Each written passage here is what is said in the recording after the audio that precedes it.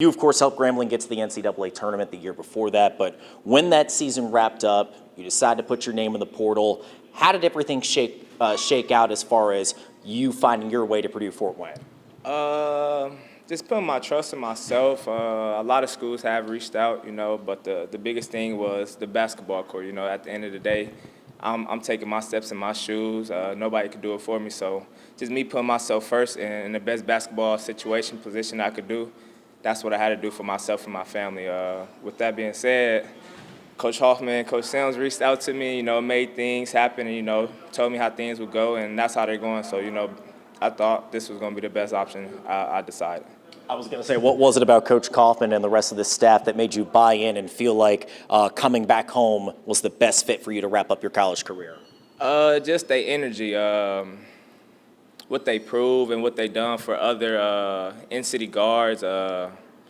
What this past year, Jalen Jackson having a big year. Congrats to him. Coming from a similar situation, at UIC and stuff like that.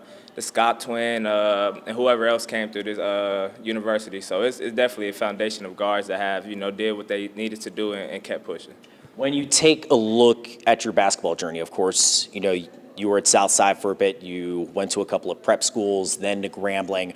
What does it mean to you just to be back home and to have this college basketball journey come full circle in your hometown? The biggest blessing, man, being away from home the last 5 years, maybe 6, just being away, watching everything from a distance, but now just coming back and, having the city behind me, the support and love that I get from everybody around the way, it's just a blessing. I just want to come home and put on the show, man, that's all. I was going to say, you talked about Jalen Jackson and how he was able to rep his city the last couple of years.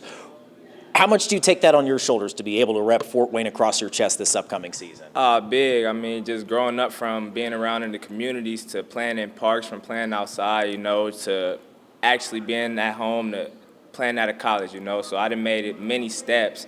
And, this might be my biggest step. So just being at home, like I said, just having the love and support from my family from one side to another, just give me the thrive to go get everything I want, You, of course, know what it takes to get a team to the NCAA tournament, to grind through that conference tournaments in a one-bid league.